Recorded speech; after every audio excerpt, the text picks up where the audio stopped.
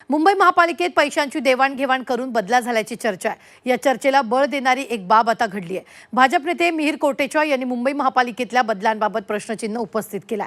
विशेष म्हणजे मुख्यमंत्र्यांनी ज्यांच्या बदल्या रद्द केल्या होत्या त्यांच्या पुन्हा त्याच ठिकाणी बदल्या करण्यात आल्यानं मुख्यमंत्र्यांच्या आदेशालाही केराची टोपली दाखवण्याचा हा प्रकार आहे का, हा प्रश्न उपस्थित होतोय। पाहूया। मुंबई महापालिकेत पुन्हा कॅश फॉर पोस्टिंग। मुख्यमंत्र्यांनी रद्द करूनही पुन्हा त्याच जागी बदली। 55 अधिकाऱ्यांच्या बदल्यांवर प्रश्नचिन्ह। भाजपच्याच नेत्याकडून चौकशीची मागणी। मुंबई महापालिकेतील अधिकाऱ्यांच्या बदल्यांभोवतीचा वाद पुन्हा एकदा पेटलाय। भाजप नेते मिहिर कोटेचा यांनी महापालिकेतील नव्या बदली यादीवर गंभीर आक्षेप घेत थेट आयुक्त अश्विनी भिडे यांना पत्र लिहिलंय।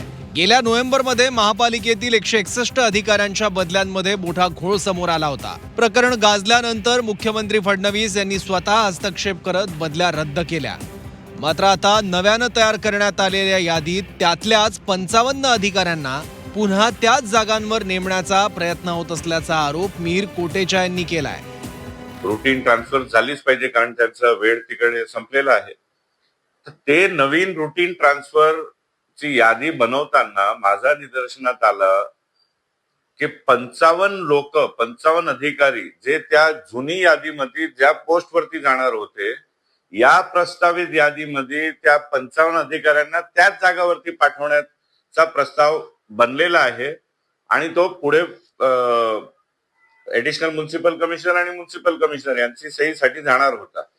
आणि हे माझ्या लक्षात आल्यामुळे मी आपल्या महानगरपालिकेची आयुक्त महोदया श्रीमती अश्विनी भिडे यांना पत्राद्वारे कळवलं की हे सर्व घटनाक्रम चाललेला आहे आणि आपण दक्षता घ्यावी आणि याचा सखोल चौकशी करावी। विशेष म्हणजे महापालिकेत सत्ता भाजपची आहे, तरीही भाजपच्याच कोटेचांनी हा आरोप केल्यानं राजकीय चर्चांना उधाण आलंय।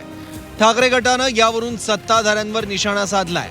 मुख्यमंत्र्यांचे आदेश डावलून स्वतःची पत्र पुढे रेटली जात असल्याचा आरोप किशोरी पेडणेकरांनी केलाय।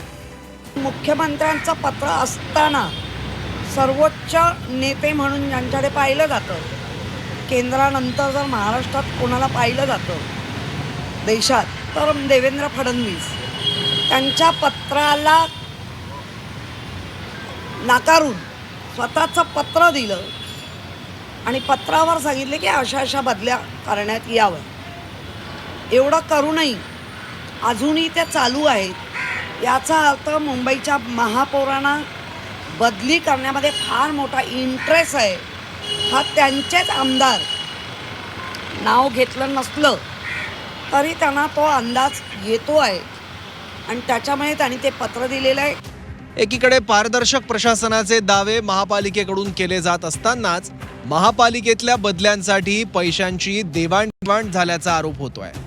यामध्ये सर्वात धक्कादायक म्हणजे मुख्यमंत्र्यांच्या निर्णयाला डावलून दुर्लक्ष करून परत तीच नावं रेटली जात आहेत। आता सत्ताधारी पक्षाच्याच नेत्यानं हा आरोप केल्यामुळे याचं गांभीर्य आणखी वाढतं। आता महापालिका आयुक्त अश्विनी भिडे आणि स्वतः मुख्यमंत्री फडणवीस याबाबत काय भूमिका घेतात हे बघावं लागेल आणि या प्रकरणात कुठले बदली माफिया महापालिकेत सक्रिय आहेत का हे देखील समोर येतं का पाहावं लागेल। मनश्री पाठक, झी 24 तास, मुंबई।